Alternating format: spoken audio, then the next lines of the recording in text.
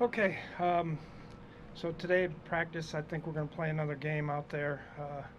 It's good to get game situation reps in, so we'll do that. Try and get a little bit of conditioning in as well.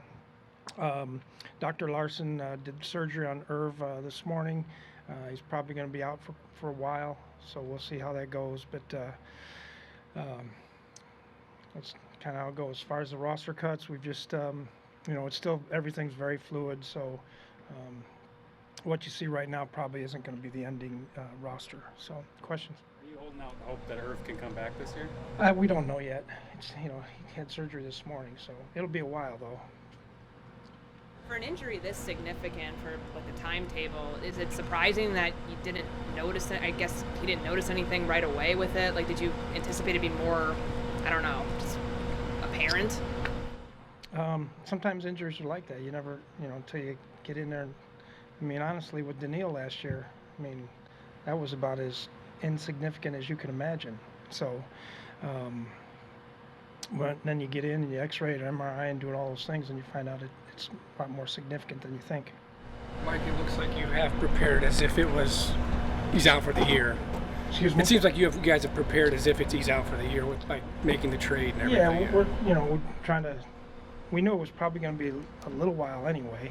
So, but yeah, those are all part of the things you got to plan for. What did you see in Chris Herndon that made you want to trade for him? Well, he was kind of a guy that was kind of pretty good in most areas. Decent blocker, pretty good hands, runs decent. So, of all the tight ends we looked at, he was the one that we thought was the best option.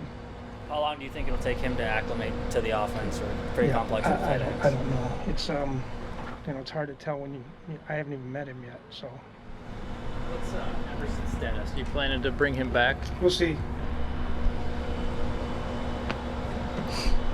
Mike, with Irv, I know the injuries happen, but with him, is it sort of especially disappointing because he had a good camp and sort of was looking toward that, next step? Yeah, I think Irv's a good player, and they repaired the meniscus, which is the best thing for him for his longevity. If we would have took the meniscus out, from what I understand, again, I'm not a doctor or trainer, he would have had an arthritic knee, and his career would have been shortened. So, but yeah, he was doing a lot of nice things for us that could have helped us a lot offensively. Do you anticipate now? Is it a situation where Herndon comes in and it is that Irv Smith role, or is it Conklin's role now changing? Well, Conklin, it's really not so much roles. It's really about, Conklin's a good player, and using these guys to their ability. It's not so much roles that each guy has. It may be, we were planning on using Irv a little bit more on third downs as a slot receiver. Probably won't do that now. You don't probably go with three wides. So, some of those things will have to adapt and change. You had the expansion of practice squads last year, plus some other rules able to protect players. How much, I guess, in favor of you are some of those changes extending to this year and possibly beyond? And how did that help you, get to game days every week?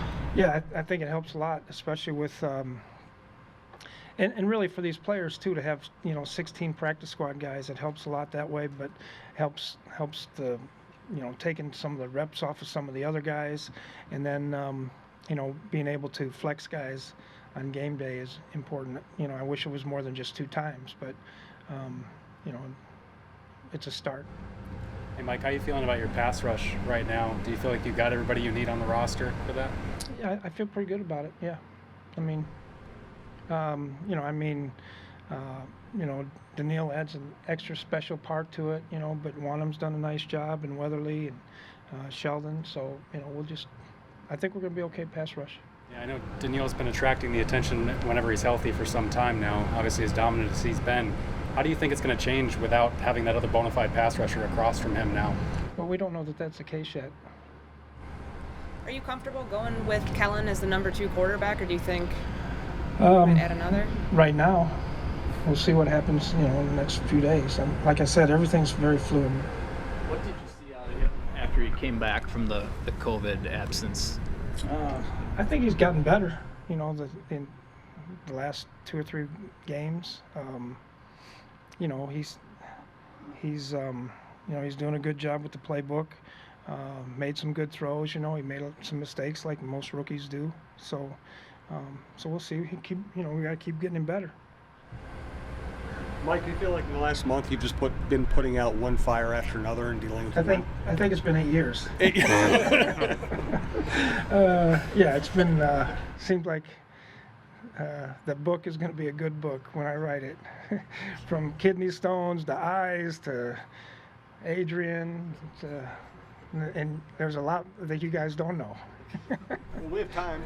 Yeah, I'd have to go get all my notes.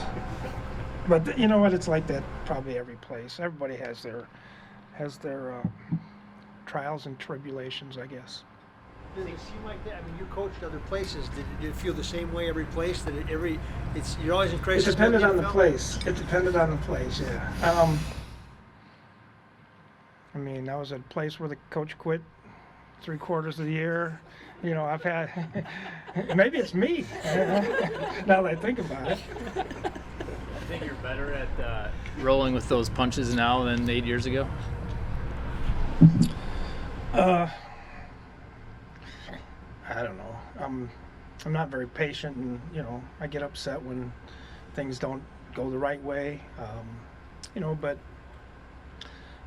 we just got to do our best to keep these guys healthy. What I've learned is that when you understand who you are as a team, you can protect those guys a little bit more. Back when I first got here, we were hitting every day, and trying to develop the mentality of this football team and this organization. And I think I have that now here, and so I probably don't have to go out here and scrimmage and pads and every single day. But it's also because possibility of when you lose a guy like Hunter last year and you lose a guy like Irv Smith this year, you're going to be a little bit more cautious, I think, in some of those things that you do. I mean, Irv might have played 10 plays maybe in the game. I'm not even exactly sure, but it wasn't very much. And for that to happen in 10 plays is like, and for Hunter to happen on the first time he touched anybody last year, it's just is what it is. Mike, keeping 7 linebackers, do you see special teams abilities there? Well, that was a lot of it. I've been really harping on those guys on the special teams. We have to be better on special teams. And, I told these players all along that if you're not playing on special teams and you're a backup player, you better worry about getting cut.